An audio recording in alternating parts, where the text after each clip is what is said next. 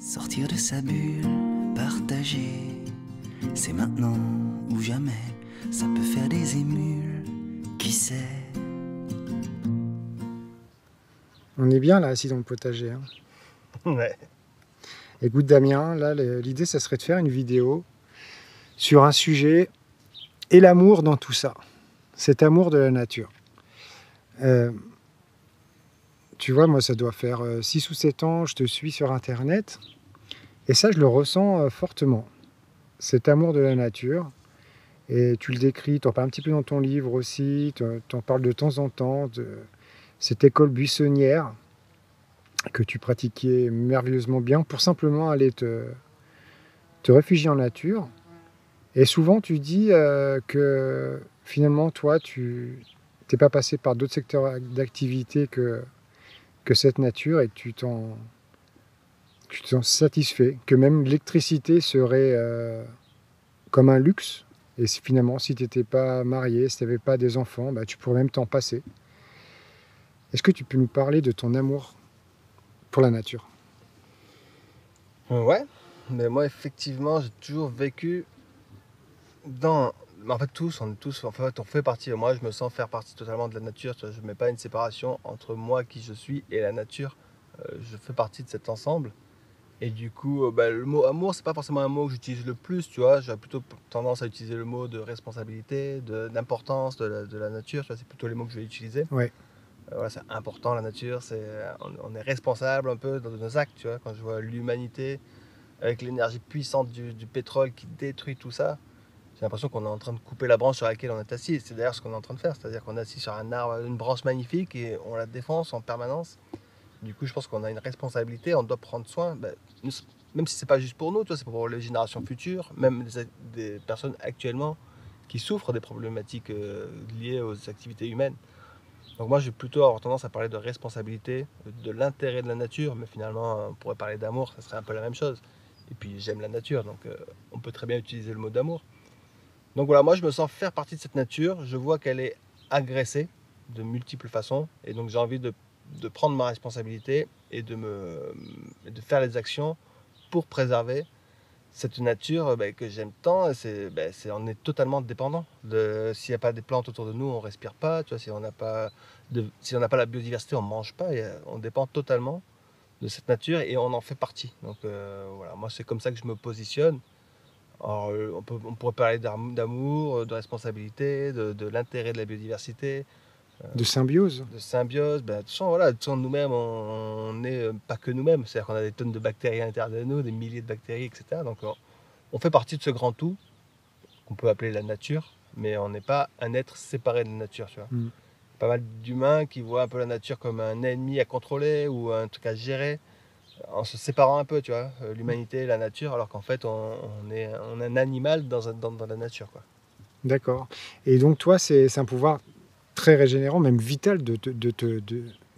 T'es plutôt solitaire en plus, tu me disais, t'aimes être en famille, t'aimes avoir des gens, un lien social, mais t'aimes aussi, comme dans cette vidéo qu'on avait faite, que je remettrai en descriptif, qui était je sais plus comment on l'avait appelé, le lever du soleil avec Damien, et où t'as ces rituels tous les matins d'aller ouvrir tes canards, d'aller faire de l'observation, de voir le soleil se lever. Et tout ça, toute cette osmose, elle te procure du bien, c'est quelque chose de vital pour toi? Ouais, c'est vital, ça me régénère. Euh, Effectivement, j'aime bien être. Enfin, le cocon familial aussi, c'est quelque chose qui est vital, qui me régénère. Après, voilà, dès que ça va plus loin que le petit cocon familial, ça plutôt les relations humaines sont pas forcément tout le temps régénératrices, tu vois. Du coup, j'ai besoin de moments où je vais me retrouver dans la nature, prendre ce bain d'énergie, de force, ça me donne de la puissance. En fait, tu vois, je me sens bien dans la nature, c'est mon monde, c'est là où je suis comme un poisson dans l'eau, tu vois. Et du coup, voilà, après, dès que je suis en ville, je peux aller en ville, je peux communiquer avec des humains, je suis normal, mais tu vois, dès que ça me fatigue, ça m'épuise, ça met mes batteries à plat, je retourne dans la nature, ça recharge mes batteries, ça me fait vraiment du bien. Et moi, la solitude, c'est pas du tout quelque chose qui me fait peur. Tu vois, je peux passer D'ailleurs, j'ai fait ça plus jeune, passer des semaines, voire des mois, sans, juste dans la nature, sans forcément parler à d'autres humains. Tu vois, c'est quelque chose qui me régénère. Quand j'étais petit, je m'imaginais bien ermite dans une grotte, tu vois, c'est quelque chose qui vraiment ne m'effraie pas. m'attire presque, tu vois. Je serais presque attiré par la solitude d'une cabane dans la forêt ou d'une grotte dans une montagne, tu vois. C'est vraiment quelque chose qui m'attire. Alors que je sais pour certaines personnes, c'est quelque chose qui fait plutôt peur. Voilà, moi, la solitude pas la solitude en ville, ça m'attire pas du tout. Vivre dans un appart en ville, dans une solitude, ça m'attire pas du tout. Mais la solitude dans la nature, dans une nature, ça peut être aussi bien la forêt amazonienne, les forêts françaises, une prairie, une montagne enneigée, tout ça, ça m'attire. Et du coup, voilà. Je sais pas quelle était ta question, mais oui, c'est un mélange de tout. oui, c'est tout à fait ça. Et t'as le début de quarantaine, là. Ouais, j'ai 44 balais, 44 ans, tu as la quarantaine. Et tu parviens, après plus de 30 ans de bains immersifs en pleine nature, à être émerveillé, à découvrir des nouvelles choses. Ah oui, mais chaque jour. Ça m'émerveille, tu vois. Voilà. Après, je peux aussi être émerveillé par des trucs que font les humains, tu vois. Oui. On fait des trucs incroyables. On a un animal merveilleux, à la fois, on en a parlé hier, à la fois incroyablement créatif et merveilleux, et à la fois très destructeur. Donc, je peux m'émerveiller des activités humaines aussi. Mais tu vois, une fleur, une bestiole sur une feuille, un champignon... ouais, ça m'émerveille, grave. Parce que c'est vrai qu'on a tendance à s'émerveiller devant une voiture qui fait 1200 chevaux ou un dragster qui va passer de 0 à 100 en 3 secondes, etc. Alors que c'est vrai que quand on travaille dans un jardin naturel, qu'on collabore avec cette nature, on se rend compte que toutes ces technologies créées par l'humain sont tellement ridicules à côté de cette merveille du vivant, quoi. Ouais, carrément. Ben, moi, je vois effectivement... En fait, peut-être que ce qu'on cherche dans les dragsters ou les voitures puissantes, c'est une espèce de puissance. J'imagine qu'il y a un peu ça qui... Moi, ça ne m'intéresse pas du tout, les véhicules rapides, tout ça. Étant jeune, je me suis un peu intéressé, tu vois, à la vitesse. Tu as une 205 GTI, à un litre 9. Ouais. Je me suis intéressé à la vitesse, aux sensations fortes, mais en fait, je me rends compte que cette petite puissance, elle est ridicule comparée à la puissance de la nature, quoi. On n'est rien du tout face à tout ce qui nous entoure. Ça. On peut avoir cette impression de puissance parce qu'on a un gros tracteur, mais... c'est ridicule comparé à la puissance de la nature qui gère tout. On le voit bien, il suffit qu'il y ait un problème de météo pour qu'on soit en panique. Et il suffit que... Donc pour moi, la puissance, elle est vraiment dans ce qui nous entoure. Il y a une puissance de vie colossale qui est autour de nous. Et nos petites voitures qui vont vite, c'est pour moi très très faible et ça m'intéresse beaucoup moins, quoi. Et dans ta nouvelle activité là, que vous faites avec Marie, de faire venir des jeunes des quartiers de Limoges, ces bains immersifs dans ton lieu, là, tu as le sentiment que ça leur plante des graines, que ça les émerveille aussi? C'est ça, déjà, l'intention, c'est ça, c'est essayer de semer quelques graines, d'ouvrir des petites fenêtres qui ne sont pas forcément proposées à ces jeunes-là, tu vois. On leur propose pas en fait de voir la nature, d'aller voir un hérisson, une grenouille, un triton. Donc c'est déjà leur proposer ça, et potentiellement ça peut effectivement ouvrir une envie, semer une graine. Après, tout le monde ne sera pas forcément intéressé par le potager, les libellules, etc. Parce qu'il faut peut-être y baigner un peu plus pour que ce soit intéressant. Juste une journée de temps en temps, le bain est très court. Donc ça potentiellement, on voit bien qu'il y en a quelques-uns qui sont déjà un peu touchés, émerveillés. On le voit, puis il y en a pour qui c'est un peu abstrait. Ils sont plus dans un autre monde, tu vois. Donc, mais voilà, donc en tout cas, nous on aime bien proposer ça. Parce que voilà, convaincre des gens déjà convaincus, c'est un peu le but de nos chaînes. C'est-à-dire que les gens qui regardent nos chaînes, la majorité, ils sont déjà un peu dans cette démarche, dans cette envie. Et du coup, moi, j'ai envie de toucher aussi des gens qui sont dans une démarche haute, qui ne sont pas convaincus. Tu vas parler aux agriculteurs conventionnels, ça m'intéresse. Parler aux gens qui ne s'intéressent pas à l'écologie, ça m'intéresse. Parler à des gens de tous bords politiques, ça m'intéresse.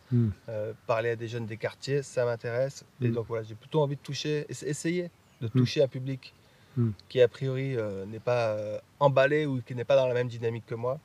Ça m'intéresse, quoi. Et puis les jeunes, en fait, j'ai envie aussi qu'ils aient eu la proposition une fois dans leur vie, quoi. Pas qu'on leur ait dit le monde c'est que comme ça. Tu vois, ils viennent, ils s'intéressent au fait qu'on peut vivre en fait différemment. On n'est pas obligé d'aller travailler dans les supermarchés, gagner de l'argent. On n'est pas obligé de consommer des trucs qu'on va commander sur Internet. On n'est pas obligé d'être dans ce monde-là. Du coup, juste on a envie de peut-être proposer, regardez, hop, il existe aussi d'autres possibles, quoi. Voilà.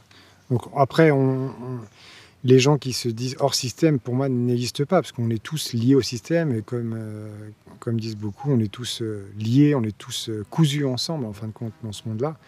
Et c'est vrai que vivre sans argent, ça me semble, au jour d'aujourd'hui, très compliqué, mais vivre avec un minimum d'argent, et ce fameux mot qui peut déplaire, qui est la décroissance, semble s'effectuer par cette reconnexion formelle à la nature, au vivant, composer avec elle. et que nos jardins deviennent nos pharmacies, deviennent notre garde-manger, eh bien, ça change tout. Et c'est vrai que dans tes vidéos, on ressent ça. On ressent cet amour. Et je pense que c'est aussi ton succès, il est aussi pas mal dû à ça. C'est que tu transpires cet amour pour la nature, cet émerveillement que tu as pour le vivant. Et voilà, je tenais juste à te remercier, puis échanger sur ces propos.